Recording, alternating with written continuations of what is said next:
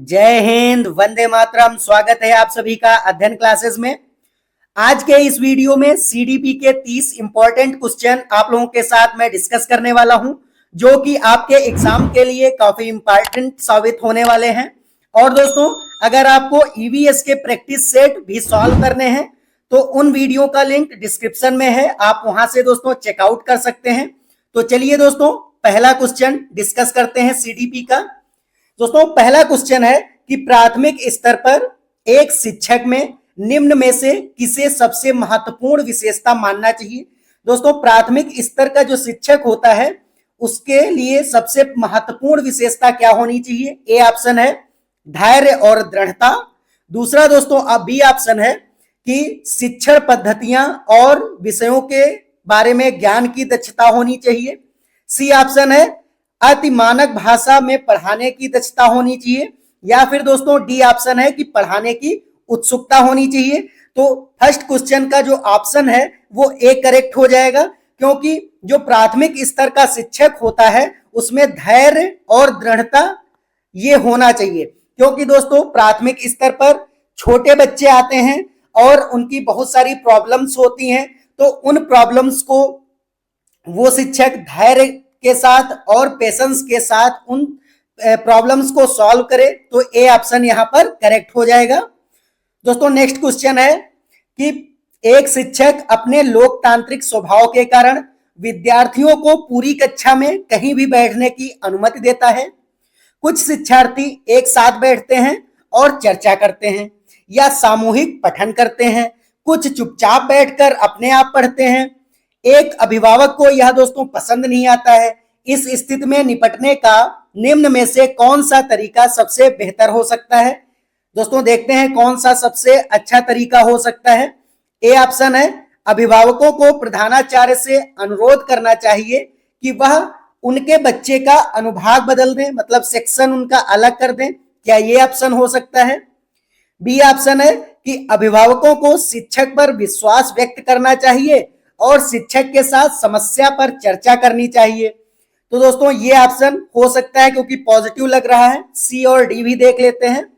C option है अभिभावकों को उसे विद्यालय से अपने बच्चों को निकाल लेना चाहिए। तो ऐसा दोस्तों नहीं करना चाहिए। डी ऑप्शन है कि अभिभावकों को प्रधानाचार्य से शिक्षक की शिकायत करनी चाहिए। तो ये भी दोस्तों नहीं होगा और ए ऑप्शन भी नहीं होगा दोस्तों, क्योंकि उनका अनुभाग मतलब सेक्शन बदल दें, तो ऐसा नहीं करना चाहिए। तो बी यहां से ऑप्शन आपका करेक्ट हो जाएगा कि अभिभावकों को शिक्षक पर विश्वास व्यक्त करना चाहिए और शिक्षक के साथ समस्या पर चर्चा करनी चाहिए। तो दोस्तों बी ऑप्शन यहां से करेक्ट हो जाएगा। नेक्स्ट क्वेश्चन देख लेते हैं, तीसरा दोस्तों। अब दोस्तों प्रश्न 3 देखते हैं कि वह अवस्था जब बच्चा तार्किक रूप से वस्तुओं व घटनाओं के विषय में चिंतन प्रारंभ करता है, वह दोस्तों कौन सी अवस्था होती है कि जब बच्चा तार्किक रूप से वस्तुओं को सोचने और घटनाओं को सोचने लगता है। तो ए ऑप्शन है औपचारिक संक्रियात्मक अवस्था। बी ऑप्शन है पूर्व संक्रियात्मक अवस्था। सी ऑप्शन है मूर्त संक्रियात्मक अवस्था और डी ऑप्शन है संवेदी प्रेरक अवस्था। तो दोस्तों ये जो चारों अवस्थाएं हैं, इसमें जो ऑप्शन ए, बी और सी और डी दिए गए हैं, ये दोस्तों जीन पियाजे की चारों अवस्थाएं हैं। जीन पियाजे ने 4 अवस्थाएं बताई थी। सबसे पहली अवस्था उन्होंने संवेदी प्रेरक अवस्था बताई थी, जो कि 0 से 2 साल चलती है। फिर दोस्तों पूर्व संक्रियात्मक अवस्था, जो कि 2 से दोस्तों 7 साल चलती है। और फिर है मूर्त संक्रियात्मक अवस्था, जो कि 7 साल से 11 साल तक चलती है। और दोस्तों लास्ट इन्होंने बताया था कि 11 साल के आगे की जो अवस्थाएं होती हैं वो इन्होंने औपचारिक संक्रियात्मक अवस्था में काउंट कर ली थी।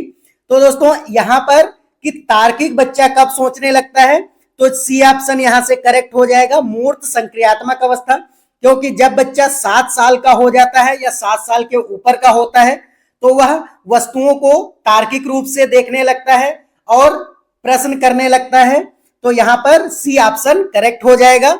अब दोस्तों चौथा क्वेश्चन देख लेते हैं कि मन का मानचित्रण संबंधित है। दोस्तों मन का मानचित्रण किससे संबंधित है। ए ऑप्शन है कि साहसिक कार्यों की क्रिया योजना से। बी ऑप्शन है मन का चित्र बनाने से। सी ऑप्शन है कि मन की क्रियाशीलता पर अनुसंधान से।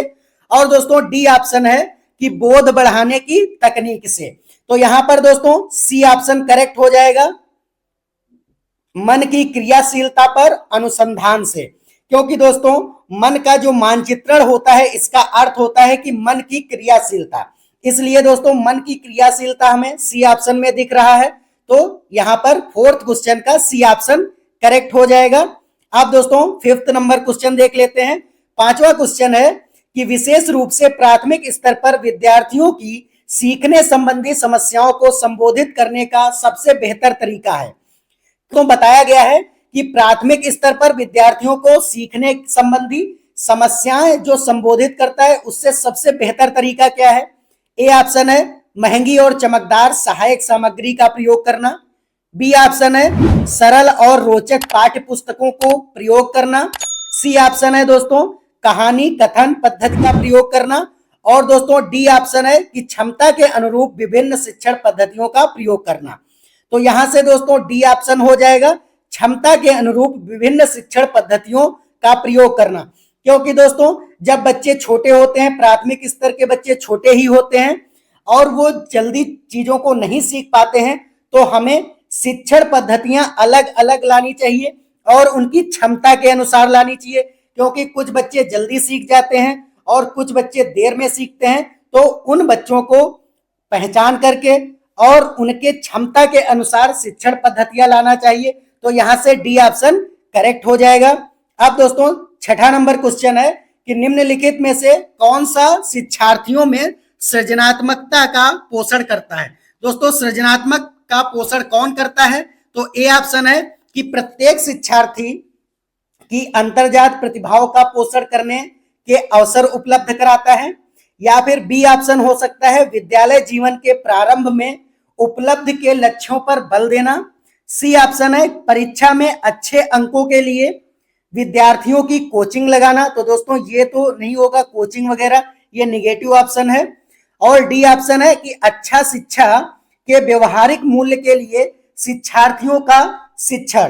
तो दोस्तों यहां पर 6 का ए ऑप्शन यहां पर करेक्ट हो जाएगा, बी सी और डी नहीं होंगे। क्योंकि दोस्तों यहां पर जो प्रत्येक शिक्षार्थी है उसकी अंतर्जात प्रतिभाओं का पोषण करने के लिए उनके जब आप अवसर उपलब्ध कराएंगे तभी दोस्तों वो खुद से सीख पाएंगे और बच्चे सृजनात्मक हो पाएंगे। तो यहां से ए ऑप्शन करेक्ट हो जाएगा। अब दोस्तों 7 नंबर क्वेश्चन देख लेते हैं कि जीन पियाजे के अनुसार निम्नलिखित में से कौन सी अवस्था में बच्चा अमूर्त संकल्पनाओं के विषय में तार्किक चिंतन करना प्रारंभ कर देता है। दोस्तों अगर आपसे आए कि मूर्त तार्किक चिंतन कब करता है, तो दोस्तों वो 7 से 11 साल में करता है, जो कि दोस्तों मूर्त संक्रियात्मक अवस्था होती है। लेकिन जब कह दे कि अमूर्त संकल्पनाओं के विषय में तार्किक चिंतन, तो दोस्तों ये औपचारिक संक्रियात्मक अवस्था हो जाती है, जो कि 11 से आगे की अवस्था होती है। तो यहां पर ए ऑप्शन करेक्ट हो जाएगा, औपचारिक संक्रियात्मक अवस्था। अब दोस्तों नेक्स्ट क्वेश्चन देख लेते हैं कि 8 नंबर क्वेश्चन है कि सीखना समृद्ध हो सकता है यदि कक्षा में अधिक से अधिक शिक्षण सामग्री का प्रयोग किया जाए, बी ऑप्शन है शिक्षक विभिन्न प्रकार की व्याख्यान और स्पष्टीकरण का प्रयोग करे, सी ऑप्शन है कि कक्षा में आवधिक परीक्षाओं पर अपेक्षित ध्यान दिया जाए, डी ऑप्शन है कि वास्तविक दुनिया के उदाहरण को कक्षा में लाया जाए जिसमें विद्यार्थी एक दूसरे से अंतःक्रिया करे और शिक्षक उसे प्रक्रिया को सुगम बनाए। तो दोस्तों यहां पर डी ऑप्शन हो जाएगा, क्योंकि दोस्तों सीखना जो है वो समृद्ध कब होता है कि जब बच्चे वास्तविक दुनिया के उदाहरण को दोस्तों जब टीचर कक्षा में कराता है तो विद्यार्थी अच्छे से उससे अंतःक्रिया कर पाते हैं और वो सीख पाते हैं। तो यहां पर डी ऑप्शन हो जाएगा। अब दोस्तों नेक्स्ट क्वेश्चन देख लेते हैं, निम्नलिखित में से कौन से कथन को सीखने की प्रक्रिया की विशेषता नहीं मानना चाहिए। दोस्तों किसको सीखने की प्रक्रिया की विशेषता नहीं मानना चाहिए, यदि तो ए ऑप्शन है कि सीखना एक व्यापक प्रक्रिया है, क्या ए ऑप्शन नहीं होगा। तो दोस्तों ये तो पॉजिटिव है क्योंकि यहां नहीं बोला है आपसे, तो ये ऑप्शन आपका नहीं होगा। सीखना लक्ष्योन्मुखी होता है, बिल्कुल सही तो है दोस्तों। अनधिगम भी सीखने की प्रक्रिया है, तो बिल्कुल है दोस्तों, ये भी पॉजिटिव आंसर है, तो ये भी गलत हो जाएगा। और डी ऑप्शन है कि शैक्षिक संस्थान ही एकमात्र स्थान है जहां अधिगम प्राप्त होता है। तो ये दोस्तों ऐसा कोई जरूरी नहीं है कि विद्यालय में ही आप अधिगम करेंगे, आप घर पर भी अधिगम करते हैं, बहुत सारी चीजें सीखते हैं। और जब रास्ते में आप आ रहे होते हैं या छोटे बच्चे जो होते हैं वो रास्ते में आते हैं तो भी वो अधिगम करते हैं। तो अधिगम एक व्यापक प्रक्रिया है, वो कहीं पर भी हो सकता है, इसलिए डी ऑप्शन यहाँ पर करेक्ट हो जाएगा। क्योंकि यहाँ पर हमें नहीं पूछा था तो ये वाला ऑप्शन डी करेक्ट होगा। अब दोस्तों 10 नंबर क्वेश्चन देख लेते हैं कि 5वीं कक्षा के दृष्टिबाधित विद्यार्थी, दोस्तों एक कक्षा 5 का दृष्टिबाधित विद्यार्थी है, उसके माता पिता और मित्रों द्वारा उसे दैनिक कार्यों को करने में सहायता की जानी चाहिए। क्या ये ऑप्शन हो सकता है? बी ऑप्शन है कि विद्यार्थी के साथ कक्षा में सामान्य रूप से व्यवहार किया जाना चाहिए और श्रव्य सीडी के माध्यम से सहायता उपलब्ध कराई जानी चाहिए। क्या ये ऑप्शन हो सकता है? दोस्तों सी ऑप्शन है कि विद्यार्थी के साथ कक्षा में विशेष व्यवहार किया जाना चाहिए। क्या सी ऑप्शन हो सकता है? या फिर डी ऑप्शन हो सकता है कि विद्यार्थी को निचले स्तर के कार्य करने की छूट मिलनी चाहिए। तो दोस्तों यहाँ पर बी ऑप्शन हो जाएगा कि विद्यार्थी के साथ कक्षा में सामान्य रूप से व्यवहार किया जाना चाहिए, क्योंकि ये दोस्तों स्पेशल बच्चे होते हैं। स्पेशल बच्चों को हमें अब एनसीएफ के अनुसार सामान्य रूप से व्यवहार उनका किया जाना चाहिए। और दोस्तों श्रव्य सीडी के, क्योंकि दोस्तों श्रव्य सीडी, क्योंकि वो दृष्टिबाधित है तो सुन सकता है, तो श्रव्य सीडी के माध्यम से सहायता उपलब्ध कराई जानी चाहिए। तो यहां से दोस्तों बी ऑप्शन करेक्ट हो जाएगा। अब दोस्तों नेक्स्ट क्वेश्चन देख लेते हैं। निम्नलिखित में से कौन सा बच्चों की सामाजिक मनोवैज्ञानिक आवश्यकताओं के साथ संबंध नहीं है? दोस्तों यहाँ पर नहीं है संबंध, किसका नहीं है संबंध देख लेते हैं। ए ऑप्शन है कि संवेगात्मक सुरक्षा की आवश्यकता, बी ऑप्शन है कि शरीर में अपशिष्ट पदार्थ का नियमित रूप से बाहर निकलना। तो दोस्तों ये हो सकता है ऑप्शन, क्योंकि मनोवैज्ञानिक आवश्यकताओं में शरीर का कोई पदार्थ नियमित रूप से बाहर निकालना, ऐसा कोई ऑप्शन नहीं हो सकता, क्योंकि सबसे निगेटिव यही लग रहा है। तो बी ऑप्शन यहाँ पर दोस्तों करेक्ट हो जाएगा। अब नेक्स्ट देख लेते हैं क्वेश्चन। 12 नंबर क्वेश्चन है कि वह कौन सा स्थान है जहां बच्चों के संज्ञानात्मक विकास को सबसे बेहतर तरीके से परिभाषित किया जा सकता है। बच्चों का जो संज्ञानात्मक विकास होता है, कॉग्निटिव डेवलपमेंट, वो सबसे बेहतर तरीके से कहां पर हो सकता है? ए ऑप्शन है विद्यालय एवं कक्षा का पर्यावरण, बी ऑप्शन है सभागार, सी ऑप्शन है घर, और दोस्तों डी ऑप्शन है खेल का मैदान। दोस्तों कहां पर उनका कॉग्निटिव डेवलपमेंट सबसे ज्यादा हो सकता है? तो यहाँ पर विद्यालय एवं कक्षा का पर्यावरण, क्योंकि दोस्तों अगर कक्षा का पर्यावरण अच्छा होता है और विद्यालय का भी वातावरण अच्छा होता है तो संज्ञानात्मक विकास सबसे ज्यादा यहीं पर होगा, विद्यालय और कक्षा के पर्यावरण से। तो ए ऑप्शन यहाँ पर करेक्ट हो जाएगा। अब दोस्तों नेक्स्ट क्वेश्चन देख लेते हैं। 13 नंबर क्वेश्चन है दोस्तों कि डैश को एक अभिप्रेरित शिक्षक का संकेतक माना जाता है। किसको दोस्तों अभिप्रेरित शिक्षक का संकेतक माना जाता है? ए ऑप्शन है शिक्षक द्वारा दिया गया उपचारात्मक कार्य, या फिर विद्यार्थियों द्वारा प्रश्न पूछना, सी ऑप्शन है कक्षा में एकदम खामोशी, तो ये दोस्तों निगेटिव है, खामोश नहीं बैठना है, कक्षा में अधिकतम उपस्थिति, तो ये भी ऑप्शन दोस्तों नहीं होगा। ए और बी में एक ऑप्शन हो सकता है। तो दोस्तों बी ऑप्शन यहाँ पर सबसे ज्यादा सुटेबल लग रहा है, क्योंकि विद्यार्थियों द्वारा प्रश्न पूछना ही दोस्तों अभिप्रेरित शिक्षक का संकेतक माना जा सकता है, क्योंकि बच्चे बिना डरे वो अपने बात को रख पा रहे हैं, क्योंकि मैं अगर अपने प्रश्न पूछ पा रहा है इसका मतलब है कि कक्षा का वातावरण बहुत अच्छा है, निडर है और दोस्तों पॉजिटिव है उसका वातावरण, इसलिए बच्चा अपना क्वेश्चन पूछ पा रहा है। तो विद्यार्थियों द्वारा प्रश्न पूछना, यहाँ पर बी ऑप्शन करेक्ट हो जाएगा। अब दोस्तों 14 नंबर क्वेश्चन देख लेते हैं कि निम्नलिखित में से कौन सा बुद्धिमान बच्चे का लक्षण नहीं है? दोस्तों इसमें नहीं पूछा गया है, देख लेते हैं कौन सा ऑप्शन करेक्ट होगा। ए ऑप्शन है वह जो प्रवाहपूर्ण एवं उचित तरीके से संप्रेषण करने की क्षमता रखता है, बी ऑप्शन है वह जो अमूर्त रूप से सोचता है, सी ऑप्शन है वह जो नए परिवेश में स्वयं को समायोजित कर सकता है, और दोस्तों डी ऑप्शन है वह जो लंबे निबंधों को बहुत जल्दी रटने की क्षमता रखता है। तो दोस्तों रटने का यहाँ पर कोई औचित्य नहीं है, क्योंकि दोस्तों एनसीएफ रटने पर जोर नहीं देता है। उसको एनसीएफ 2005 दोस्तों कहता है कि बच्चे का जो भी विकास होना चाहिए वो बाहर के वातावरण से होना चाहिए और निर्भीकता से होना चाहिए, रटने पर जोर नहीं दिया जाता, इसलिए डी ऑप्शन यहां पर करेक्ट हो जाएगा। अब दोस्तों 15 नंबर क्वेश्चन देख लेते हैं कि बच्चे दुनिया के बारे में अपनी समझ का सृजन करते हैं, इसका श्रेय डैश को जाता है। दोस्तों ये कथन किसने कहा था कि बच्चे जो हैं दुनिया के बारे में अपनी समझ का खुद सृजन करते हैं?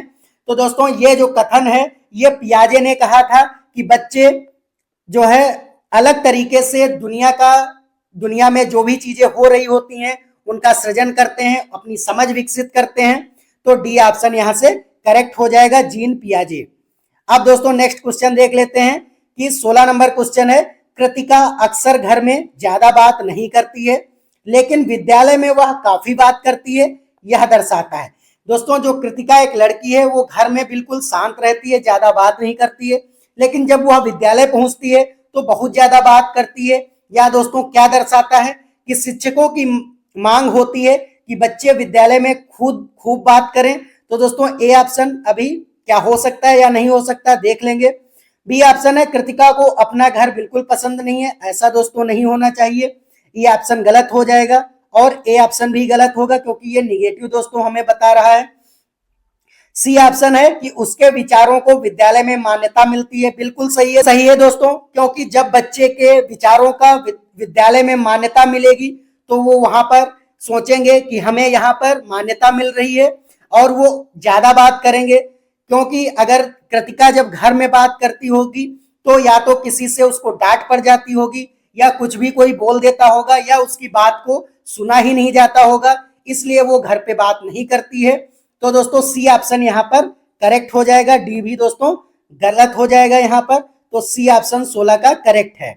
अब दोस्तों 17 नंबर क्वेश्चन देख लेते हैं कि एक शिक्षक को अपने विद्यार्थियों की क्षमताओं को समझने का प्रयास करना चाहिए, निम्नलिखित में से कौन सा क्षेत्र इस उद्देश्य से संबंध है? दोस्तों सामाजिक दर्शन, बी है मीडिया मनोविज्ञान, सी है शिक्षा मनोविज्ञान और डी दोस्तों ऑप्शन है कि शिक्षा समाजशास्त्र। तो दोस्तों यहां पर सी ऑप्शन इसका करेक्ट हो सकता है, शिक्षा मनोविज्ञान, क्योंकि दोस्तों एक जब शिक्षक होगा उसको विद्यार्थियों की क्षमताओं को समझने के लिए अगर प्रयास कर रहा है तो शिक्षा मनोविज्ञान से ही वो कर पाएगा, एजुकेशन से ही कर पाएगा। तो यहाँ पर सी ऑप्शन करेक्ट हो जाएगा। अब दोस्तों 18 नंबर क्वेश्चन देख लेते हैं। 18 नंबर क्वेश्चन है कि सीखने की प्रक्रिया में अभिप्रेरणा का क्या रोल होता है?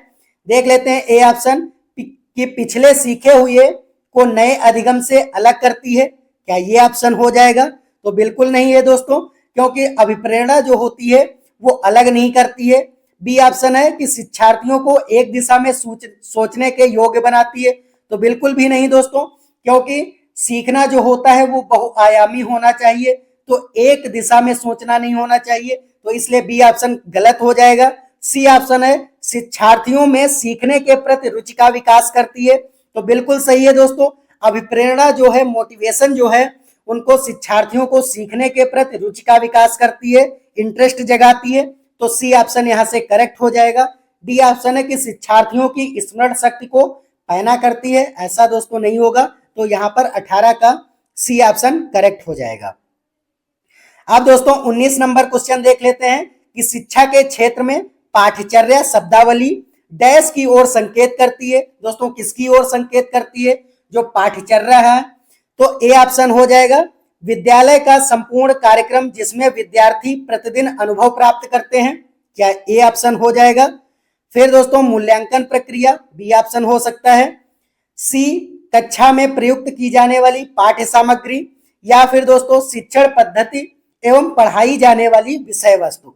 तो दोस्तों यहां से ए ऑप्शन आपका करेक्ट हो जाएगा, क्योंकि विद्यालय का जो संपूर्ण कार्यक्रम होता है उसी को हम लोग पाठ्यचर्या शब्दावली कहते हैं और विद्यार्थी प्रतिदिन अनुभव प्राप्त करते हैं उससे, तो ए ऑप्शन यहां पर करेक्ट हो जाएगा।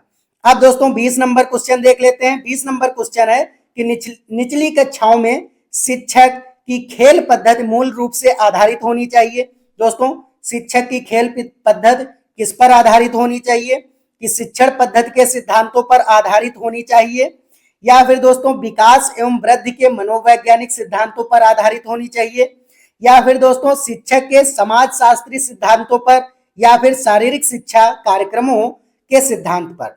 तो यहाँ पर बी ऑप्शन दोस्तों हो जाएगा, क्योंकि जो निचली कक्षाएं होती हैं वहां पर विकास और वृद्धि दोस्तों उनके सिद्धांतों पर आधारित होना चाहिए कि बच्चे का विकास किस तरीके का हो रहा है और दोस्तों उसकी वृद्धि कैसी हो रही है, उसी हिसाब से दोस्तों वहां पर उनको समझाना चाहिए। तो बी ऑप्शन यहां से करेक्ट हो जाएगा।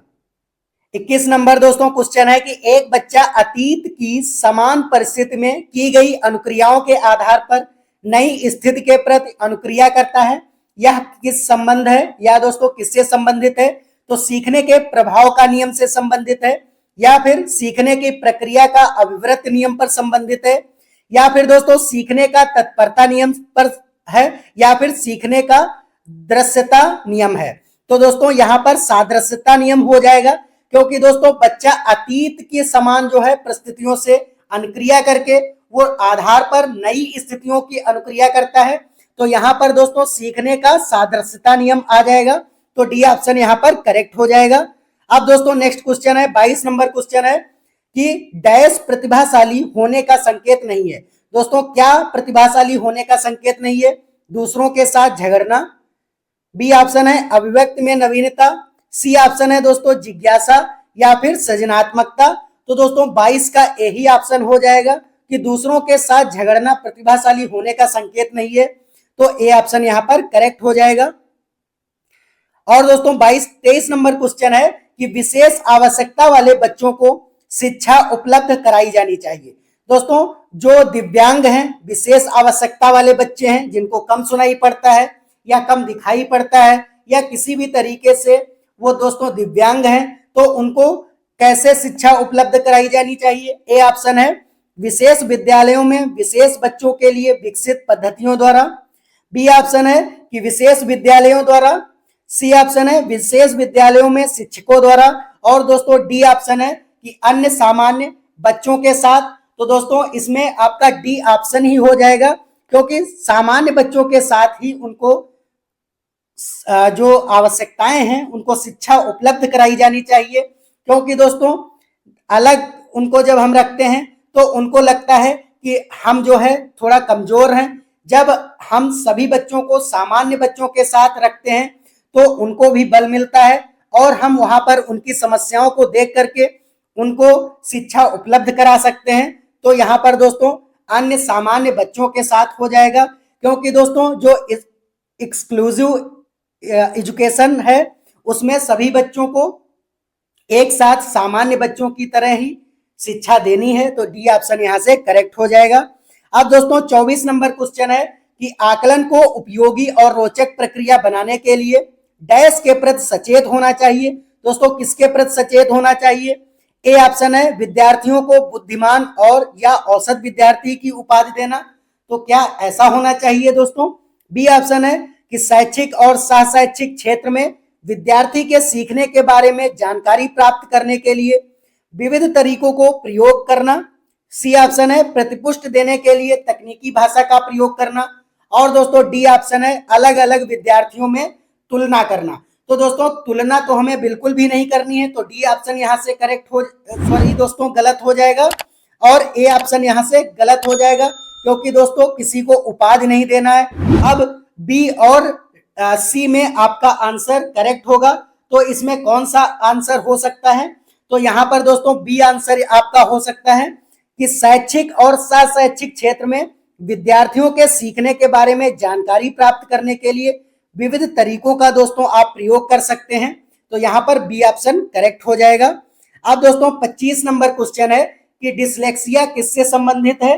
दोस्तों आपको बताना है कि डिसलेक्सिया किससे संबंधित है। तो दोस्तों यह पठन विकार है। आपको याद रखना है डिसलेक्सिया जो होता है पठन विकार होता है, और दोस्तों जो डिसग्राफिया हो जाता है, डिसग्राफिया दोस्तों ये जो होता है ये आपका लेखन संबंधी विकार हो जाता है, लेखन संबंधी। तो आपको याद रखना है लेखन विकार होता है डिसग्राफिया, और दोस्तों डिसलेक्सिया जो है ये पठन विकार होता है। और दोस्तों डिसकैलकुलिया जो होता है वो गणितीय विकार हो जाता है। दोस्तों यहाँ पर आपको विकार लिखना है। गणितीय विकार क्या होता है दोस्तों, यहाँ पर डिसकैलकुलिया हो जाता है, डिसकैलकुलिया। दोस्तों ये आपको याद रखना है, जो गणितीय विकार होता है वो डिसकैलकुलिया, डिसलेक्सिया पठन विकार और डिसग्राफिया लेखन विकार। तो दोस्तों ये आपको याद रखना है कि डिसलेक्सिया में पठन विकार होता है, तो बी ऑप्शन यहां से करेक्ट हो जाएगा। अब दोस्तों 26 नंबर क्वेश्चन देख लेते हैं कि बच्चों की सीखने की प्रक्रिया में माता पिता को डैश भूमिका निभानी चाहिए। दोस्तों माता पिता को कैसी भूमिका निभानी चाहिए कि बच्चे जब सीख रहे हैं तो माता पिता को अग्रोन्मुखी प्रक्रिया निभानी चाहिए, सहानुभूतिपूर्ण प्रक्रिया निभानी चाहिए, या दोस्तों तटस्थ प्रक्रिया, या फिर दोस्तों नकारात्मक। तो दोस्तों 26 का जो ऑप्शन है वो एक करेक्ट हो जाएगा, अग्रोन्मुखी। उनको दोस्तों मोटिवेशन देते रहना है। यहाँ पर पिता का जो भूमिका होगी वो अग्रोन्मुखी हो जाएगी, तो ए ऑप्शन यहां से करेक्ट हो जाएगा। दोस्तों 27 नंबर क्वेश्चन है कि विकास कभी न समाप्त होने वाली प्रक्रिया है, यह विचार किस से संबंधित है। तो दोस्तों निरंतरता का सिद्धांत, एकीकरण का सिद्धांत, अंतःक्रिया का सिद्धांत, या दोस्तों अंतः संबंध का सिद्धांत। तो दोस्तों 27 का जो ऑप्शन है ये ए हो जाएगा, क्योंकि निरंतरता का सिद्धांत ही बताता है कि विकास जो है कभी न समाप्त होने वाली प्रक्रिया है, यह जीवन पर्यंत चलता है। जो विकास दोस्तों होता है, विकास ये दोस्तों जीवन पर्यंत चलता है, जीवन पर्यंत चलता है। और दोस्तों जो वृद्धि होती है वो एक समय के बाद दोस्तों रुक जाती है। तो यही डिफरेंस होता है कि विकास जीवन पर्यंत चलने वाली प्रक्रिया होती है और वृद्धि एक समय के बाद रुक जाती है। तो आपको ये चीज याद रखनी है। तो यहाँ पर निरंतरता का जो सिद्धांत है यही हो जाएगा, ए ऑप्शन करेक्ट हो जाएगा। अब दोस्तों 28 नंबर क्वेश्चन देख लेते हैं कि सीखने के अंतर्दृष्टि सिद्धांत को किसने बढ़ावा दिया। तो दोस्तों जो सीखने का अंतर्दृष्टि सिद्धांत था वो दोस्तों गेस्टाल्टवादियों का सिद्धांत था, ये आपको याद रखना है। अभी जब मैं आपको थ्योरी पोर्शन इसका कराऊंगा तो आपको गेस्टाल्ट संबंधी और पावलाव, पियाजे, वाइगोत्स्की इन सब के बारे में दोस्तों मैं यहाँ पर बताने वाला हूँ। तो अगर आप नए हैं चैनल पर तो दोस्तों चैनल को सब्सक्राइब कर लीजिए, और अगर वीडियो अच्छा लग रहा है तो वीडियो को लाइक कर दीजिए, क्योंकि अभी सीडीपी के बहुत सारे लेक्चर अभी आने बाकी हैं। उसमें अगर आप वीडियो को यहाँ पर दोस्तों चैनल को सब्सक्राइब कर लेंगे तो आप वहां पर जो वीडियो आएंगे उनका नोटिफिकेशन मिल जाएगा, और यहाँ से दोस्तों आपकी सीडीपी पूरी तरीके से कंप्लीट हो जाएगी और आप अच्छे तरीके से यहाँ पर सीख पाएंगे। तो चलिए अब देखते हैं 29 नंबर क्वेश्चन, निम्नलिखित में से किस अवस्था में बच्चे अपने समवयस्क समूह के सक्रिय सदस्य हो जाते हैं। दोस्तों कौन सी अवस्था में जो बच्चे होते हैं अपने समवयस्क समूह के साथ सक्रिय सदस्य बन जाते हैं। तो यहाँ पर दोस्तों प्रौढ़ अवस्था हो जाएगा, पूर्व बाल्यावस्था होगा, बाल्यावस्था हो जाएगा, या दोस्तों किशोरावस्था।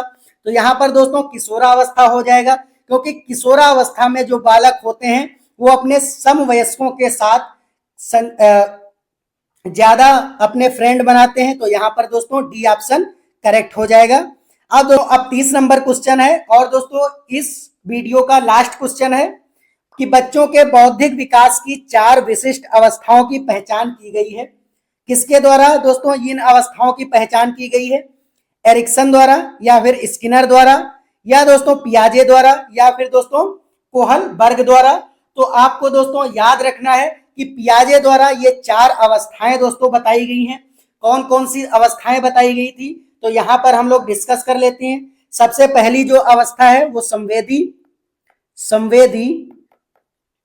गामक काल होता है, या संवेदी गामक अवस्था। ये दोस्तों जन्म से 0 से 2 वर्ष तक चलती है। फिर दोस्तों नेक्स्ट आ जाता है पूर्व संक्रियात्मक अवस्था, पूर्व संक्रियात्मक। तो आपको याद रखना है पूर्व संक्रियात्मक अवस्था जो होती है ये दोस्तों 2 से 7 साल तक चलती है।